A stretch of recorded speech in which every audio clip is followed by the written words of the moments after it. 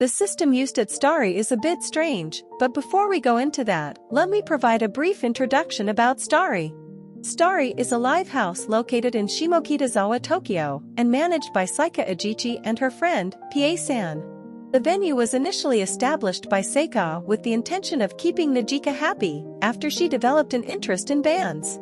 Starry is modeled after Shelter, a real live house located in the same area. In the opening scene of Bocchi the Rock episode 5, Seika Ajichi greets the band members with paychecks consisting of 10,000 yen or about $76. After receiving their paychecks, Bocchi daydreams about how to use the money. Najika later intervenes and collects the money back to pay for the concert's quota.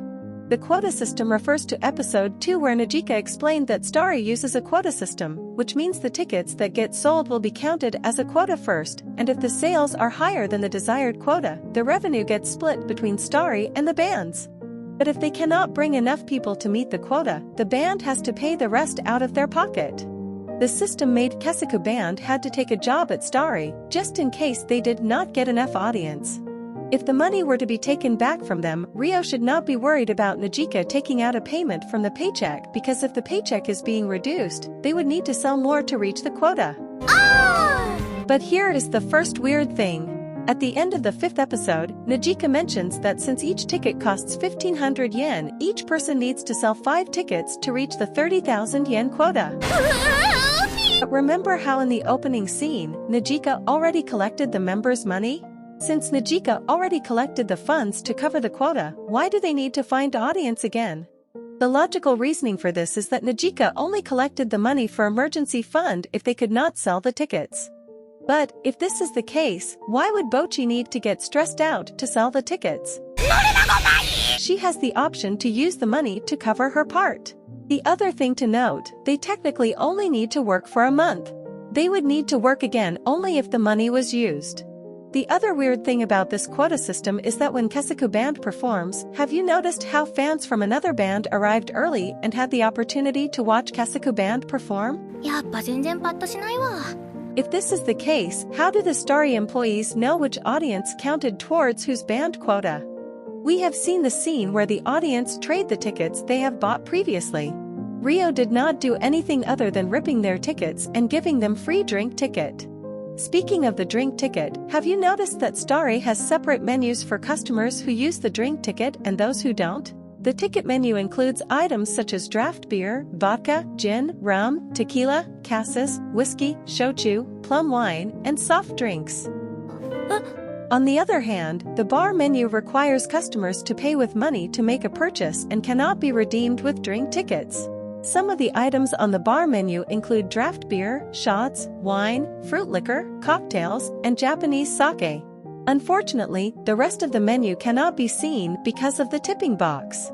It seems strange that Kesaku Band, who are currently in high school, are allowed to work at Starry, considering that the drinks served are not intended for minors. It turns out that the work policy in Japan is quite unique. There are no specific laws that prevent minors from serving alcohol. In fact, as students, they can work up to 28 hours a week and even 8 hours a day during breaks. Therefore, they are legally allowed to take part-time jobs at Starry. There is another odd scene related to the paycheck. Since each of them needs to sell 5 tickets and the ticket costs 1,500 yen, we could calculate that a person needs to fill a 7,500 yen quota. If the paycheck contains 10,000 yen, they should have been left with 2,500 yen each. In the end, Najika still decided to take all of the money without even checking how much money inside it. And the worst part is that throughout the series, we never see the money again. The salary they receive is also not very high. The average salary for a part-timer is 1,079 yen per hour, which we can round to 1,000 yen for easier calculation. If they work 28 hours a week, that accumulates to 112 hours a month, and each member should have received 112,000 yen. Back to the quota system, there is actually a loophole in it where a band could simply survey whether they would have customers in advance. For example, in Kesaku Band's case, they could ask their friends if they would come and watch their performance. If from the survey it appears that they might not reach the quota, they could choose not to register for the performance. This way, the band would not suffer the consequences. In the case of Kesaku Band, they did not need to work at Starry and could focus on practicing. The logical explanation for this is that the band could not promote their concert before getting their schedule from Starry, but this also has a loophole. They could register for an audience on Saturday, pass the screening, and get the schedule first. If after promotion they cannot reach the quota, they could simply revoke their applications. Since Starry did not state anything about revoking applications, the worst Starry can do is ban the band. No pun intended. Another noteworthy detail is that the tickets that Bocchi needed to sell actually feature the names of the bands that are set to perform on the same day, namely Ahoge, Kesaku Band, Macaroni Pencil, and Ryoku Shoku Yasai. The tickets also indicate other essential information such as the date of the event, which is August 14th, the opening time at 6 p.m. and the performance time at 6:30 p.m. The ticket price is set at 1,500 yen for pre-sale, but if purchased on the spot, it would cost 2,000 yen, and a drink ticket for 500 yen is also written on it.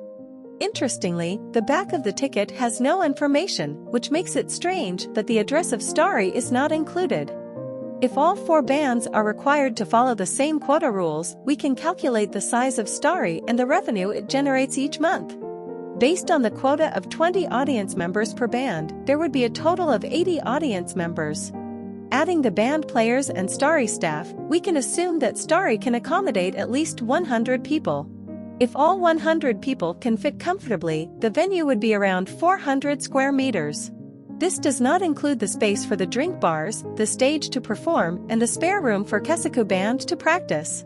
As a reference, a 100 square meter house in Shimokitazawa costs about $500,000. Therefore, Starry would cost at least around $2 million.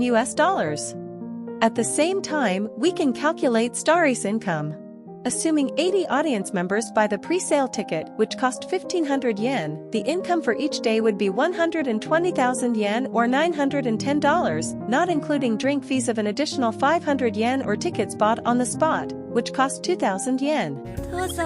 Therefore, we can estimate the income to be around $1,000 per day.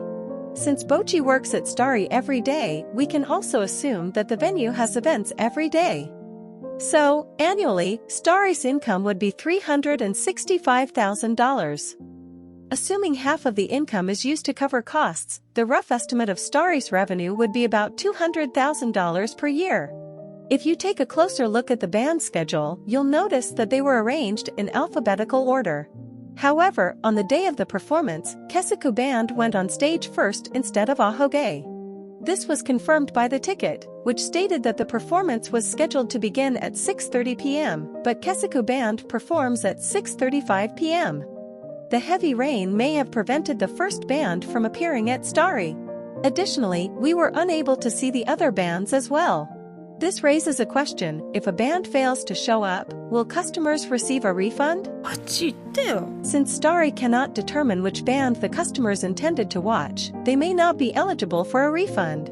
Moreover, the opening time of 6:30 p.m. is inconsistent with the usual opening time of Starry, which is at 5 p.m. But even if the opening time were set at 5 p.m., they would still have been unable to avoid the heavy rain, as it had already started pouring since 3:30 p.m. Remember the mysterious guy that I mentioned in one of my videos? Well, he actually appears again, and it turns out that he works as a lighting engineer at Starry.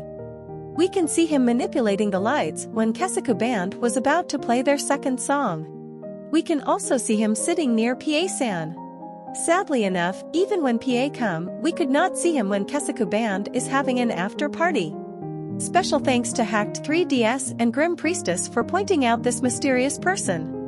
That concludes the fact about Starry. If you found it enjoyable, please leave a like and subscribe for more content. See you in the next episode.